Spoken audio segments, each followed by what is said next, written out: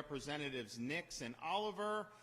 We have Mayor Judy Wirtz-Strickland from Arcadia, Mayor Melissa Hendricks from Lake Butler, City Manager Larry Sessions of Live Oak, and City Manager Deanna Nogler from Webster. And I want to thank all of them here.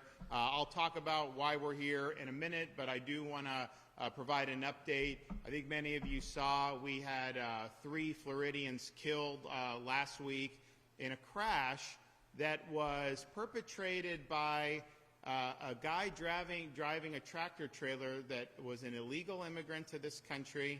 He got a driver's license, commercial driver's license from Washington State and, of course, California. Didn't speak English, and he tried to do a U-turn where it's official use only, and the other car didn't have a chance because it's just totally reckless and out of control driving. He is in custody in California, and I've sent our Lieutenant Governor, Jay Collins, who's Green Beret, he knows operations. He is over there in California. He's going to be taking possession of this illegal alien truck driver. We're extraditing him back to Florida. He will arrive in Florida today, and he will get the book thrown at him very shortly after that, I can guarantee you. So stay tuned. You're going to be able to hear more for that. But how ridiculous is it that somebody would get a commercial driver's license who doesn't understand the language of this country, doesn't understand road signs, doesn't understand these things, and the feds, when they had him detained a couple days ago, they did an English test, and he failed abysmally, not even close. Like, not only like, a little English, no, he was terrible, and yet he's getting these commercial licenses from these sanctuary states. And, in the U.S., we all kind of have our opportunities to run our states the way we want. We've chosen to be the free state of Florida, and I think most people here appreciate that. California, Washington State, they're choosing much different pathways, and I think it's been very destructive to the people there. That's why people have fled those states. But, their policies and their recklessness spills over to other states in this country, and it's spilled over, in this case, to the state of Florida. So the 3 Floridians are dead, in part, because of the recklessness that we see out on the left coast. And, I think it needs to stop. But ultimately, it's going to require Congress to get off its rump and actually do something about this. Defund sanctuary states. Defund sanctuary cities. Rein in the excesses that we've seen in these states time and time again. And I hope that that happens, because we cannot just sit and allow these tragedies to occur on and on and on. It's got to stop. We're here today to talk about our support for rural communities in Florida. And our state is, we've been ranked #1 economy 3 years in a row by CNBC. We have a major, we've had, I think, 80% GDP growth since I've been governor, which is almost doubling the entire size of the Florida economy. And we're not done yet. We've, of course, been a very fast-growing state. Part of it, we were open during COVID. People were fleeing lockdowns. They also fled crime and BLM rioting. They embraced our education choice. There's a lot of reasons why people have chosen to come to Florida. We've seen more investment. We have AAA credit ratings from Fitch, S&P, and Moody's. Since I've been governor, if you take all the debt in the history of the state of Florida, that we've accumulated over 180 years, thanks to the budget that I signed a couple months ago, we will have paid off almost 50% of that just in my tenure as governor, and we're going to do more, and I know Ben is supportive of us doing more in the future on that. So we now have the lowest amount of state debt per capita of all the states that have debt. Of course, no income tax, and we're working on the property tax, so we're going to get relief there too, so be ready.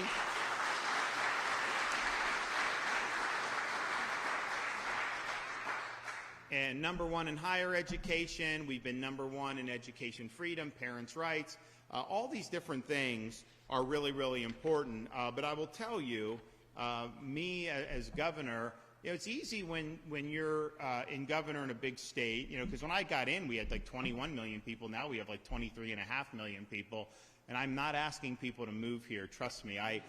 some governors are like, oh, please come to my state. Like, no, I'm happy with what we got, but it's a free country, and so people come. I know a lot of my supporters, when COVID was happening, they'd see these California license plates showing up. They got freaked out, as we don't want to import Berkeley to Florida. It turns out a lot of these people were fleeing those policies and were really embracing our policies. But be that as it may, the reality is people have voted with their feet. We've seen the state continue to thrive. And when you have those types of numbers, 23.5 million people, as a governor, just politically, if you're running for, if you just focus on like Miami and Tampa and a handful of areas, politically you probably can be fine just doing that. But that wasn't the way I did it. In my first term as governor, I became the first governor in the history of Florida, that at least that's been recorded, to do public events in all 67 Florida counties. We've made investing in our rural communities a priority, because I think ultimately it's an important foundation for the state, not just economically, but culturally and historically as well. And we have done huge initiatives up and down this state, whether it's infrastructure, whether it's job training, you name it. We've been there and we've gotten it done, and we're going to keep on doing that. One vehicle that we have for strategic investments is the Florida Small Cities Community Development Block Grant Program. This is a program since 2019 that has awarded more than $138 million in funds to more than 120 small city and rural communities throughout the state of Florida. And part of what makes us strong is that we understand the opportunities that we have in our rural communities. Yes, someone like Ben can talk. I mean, he knows agriculture. It's a big, important part of the backbone of the state. But I will tell you, in some of these rural areas, very attractive for manufacturing, very attractive for a lot of other things that people are going to continue looking to do. So today, I'm proud to announce that we're going to continue to build off this momentum and this success through our Florida Small Cities CDBG program. And we are going to reward a number of small cities really significant awards. And first, and maybe most importantly, because I'm here, we are pleased to announce that we're awarding $6.4 million to the city of Arcadia to upgrade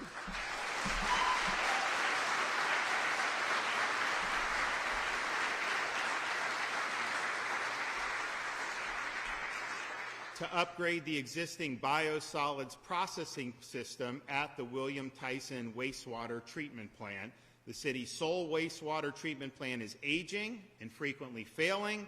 It poses both environmental and health risks, and so this award will fund the critical upgrades for the plant's biosolids and aeration systems, and it'll help move the city toward regulatory compliance and will benefit about 8,000 local residents. So I know this has been something that people have wanted to see, and we're happy that we're able to deliver. We are also pleased to announce we're awarding $5.9 million to Florida City to make wastewater treatment plant improvements at 9 service areas throughout the city. Due to ongoing deterioration, the city's sanitary sewer system requires major upgrades across 9 service areas. This project will benefit nearly 12,000 residents in Florida City. So Florida City South, now we go $4.5 million north to Live Oak in north central Florida to rehabilitate low-income homes, as well as making upgrades to the city's potable water system.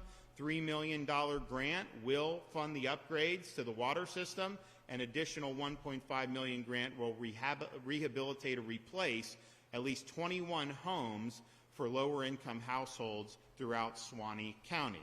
We're also doing $2.89 million to the city of Webster to install a new master lift station and a new emergency generator.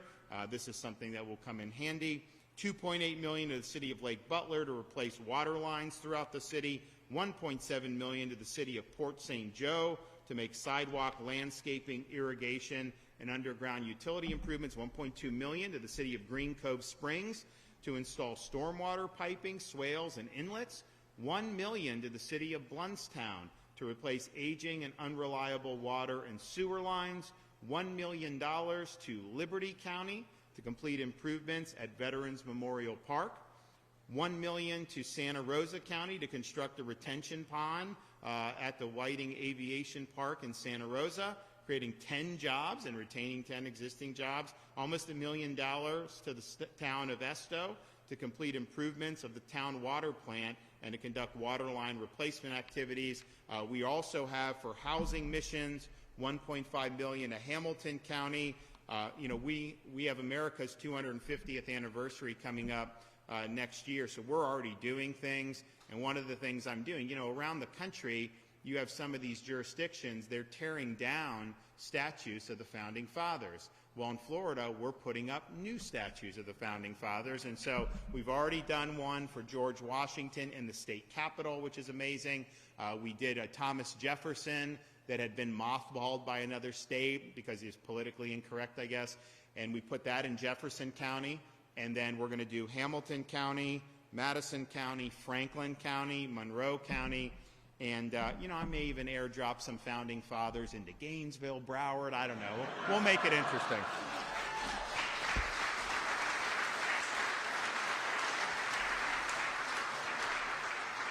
So $1.5 million to Hamilton, $1.5 million to Lafayette, $1.2 million to Columbia, $950K to Madison, $900,000 to Hendry County, $850,000 to St. Lucie County, $750,000 to Levy County, and then finally $912,000 to Town of Malone, which is really, really good. And we're looking forward to working particularly with those counties named after the Founding Fathers to be able to advance the ball there.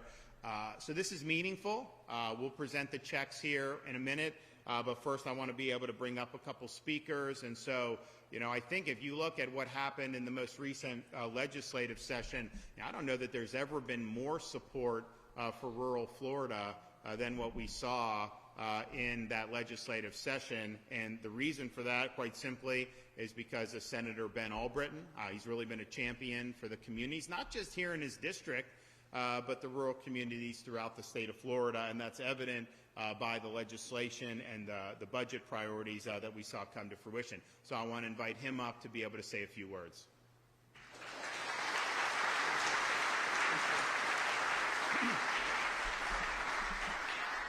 Say first and foremost, as a sixth-generation Heartland resident and a fourth-generation citrus grower, I want to say, man, it's good to be home.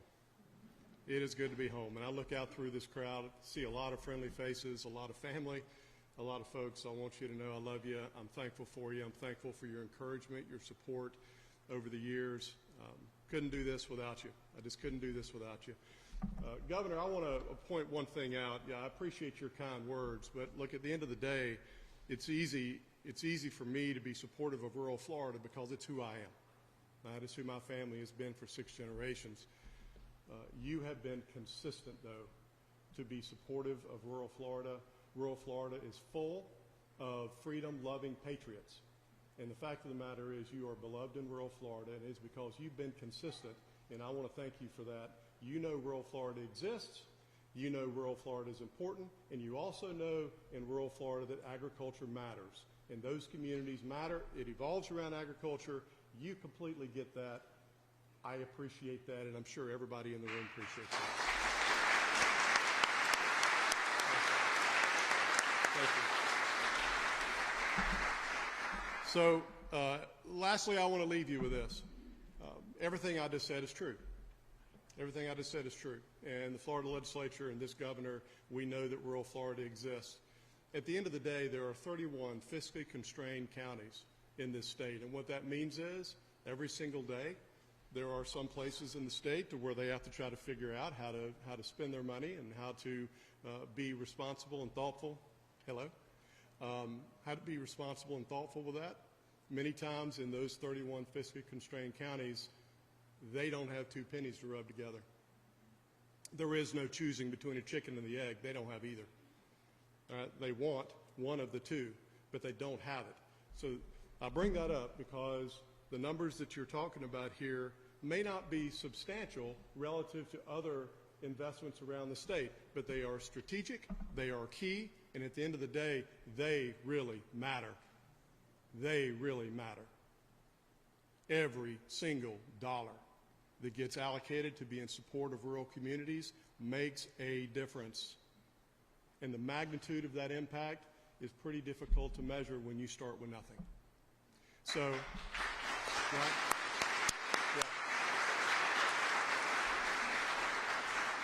Yeah. So, Governor, appreciate your focus on rural Florida and not just saying it, doing it. So thank you for that. Friends and family, love you, appreciate you. Thanks for the support. Thanks for the encouragement over the years, and I look forward to continuing to serve you as long as the good Lord allows. Thank you.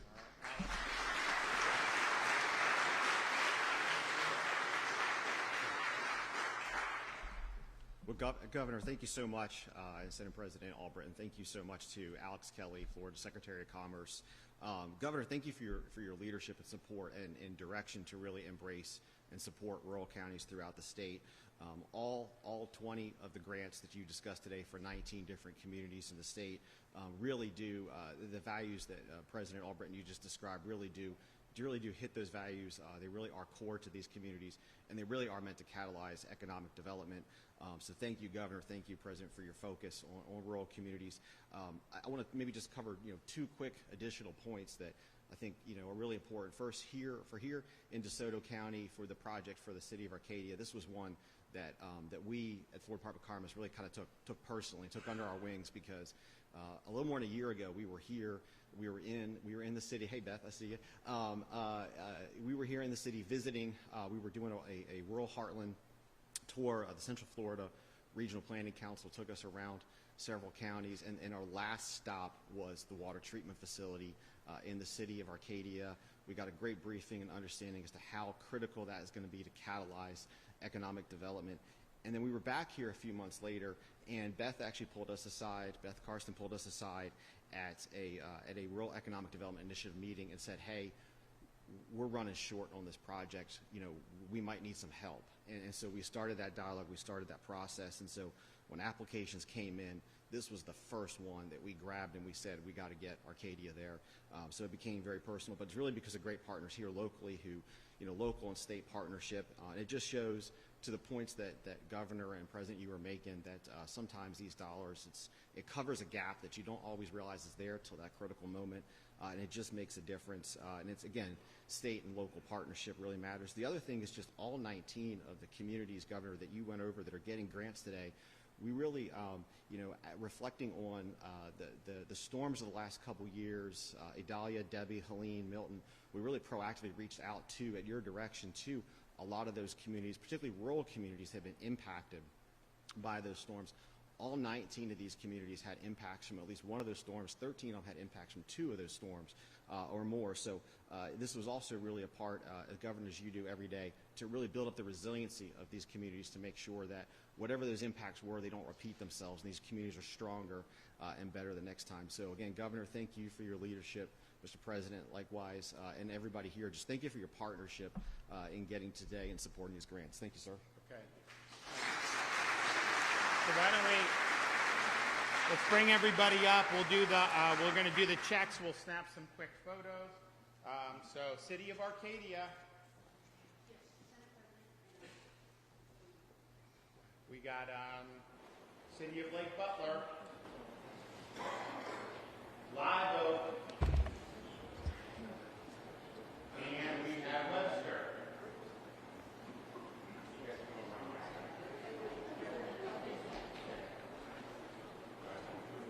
Okay. Yeah, there we go. There we go. You guys come over while you check. Can we do it? All right. Let's move. There we go. Say cheese.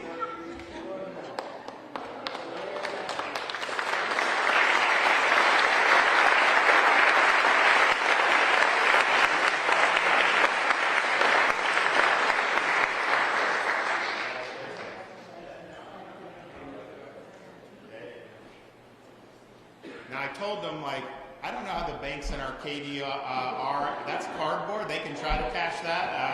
I do think the actual check's in the mail, so stay tuned on that, and we'll get to it.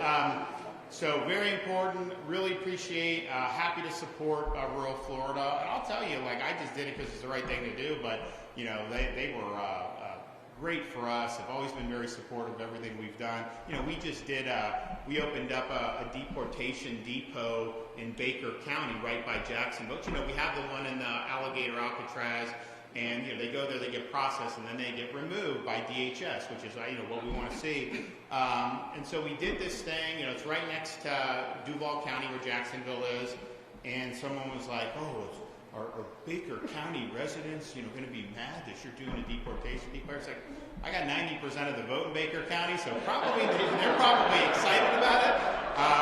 And I think if you look at like these rural counties and look at that, you know, that election, you know, we were getting Saddam Hussein margins. You know, Saddam would like, you got to vote for Saddam. Well, that wasn't us. People just did it. They were 90, 88, 90, 92% in all those counties. So we appreciate it, and we're happy to be supportive. Okay, take some questions real quick. Yes. Governor, a new report from James Madison Institute calls Florida's election system a gold standard, especially since 2020, when they say it was the laughingstock because of the hanging 2000, sorry. So 25 years later, your thought and your reaction, is there anything we could improve going into 2028? Well, I think it's important to say how far we've come. So look at what we've done in Florida. No ballot harvesting, it's banned. No Zuckerbucks, we banned it. I established, with the help of the legislature, an election crimes office in the Office of the Attorney General. So if an illegal alien votes, they get prosecuted now. If somebody votes in New York and in Florida, they get prosecuted now. We've had the most robust enforcement of any place in the country. And when you vote in Florida, you know, we know how many people have voted as the election goes on, and then at 7 o'clock, we stop it.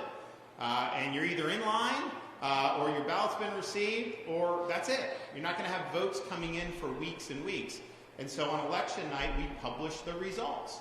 And you're able to know who won the election. We don't do like California, where it's kind of like a rolling process, like election day, but then we get votes 2 days later, a week later, 2 weeks later, and this candidate's winning, then they lose, and all that other stuff. I think it's a total fraud what they do in California. I don't think that there's any safeguards. And so Florida, I think, is the gold standard. I'm always open to suggestions about what we can do better, but I think on all the things people cared about, cleaning the voting rolls, we did it. Voter ID, we did it. No ballot harvesting, we did it. No Zuckerbucks, we did it. Prosecuting people that violate election laws, we did it. And so I'm proud of that. We know how many ballots are cast, we count them, and then we report the results. So it's been really good. I know we always do some tweaks here or there, and if there are things that need to be improved, I'm all ears. But like, compare where we were in 2000, but even 2018, you know, when I got elected, there was chaos in Broward and Palm Beach counties. I came in and removed those supervisors as governor, and we instituted a lot of reforms. But 2020, we had the most transparent and efficient election in the country, and there were a lot of badly run states that year, of course. 22, most transparent and efficient election in the country, and 2024, we had the most transparent and efficient election in the country. So I think that's a great track record.